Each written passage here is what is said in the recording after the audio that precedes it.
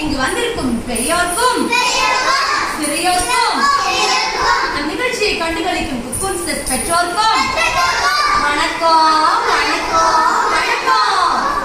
சரி, இது என்ன மாதம் தெரியுமா? ஜனவரி மாதம். சரி, ஜனவரி மாதம் என்ன பண்டிகை கொண்டாட போகிறோம்? பொங்கல் பண்டிகையின் சிறப்புகள் பற்றி பார்க்கலாமா? பொங்கல் பண்டிகையின் முதல் நாள் என்ன? சரி, போகி பண்டிகை அன்று அதிகாலையில் எழுந்து நீராடி வீட்டில் உள்ள பழைய பொருட்களை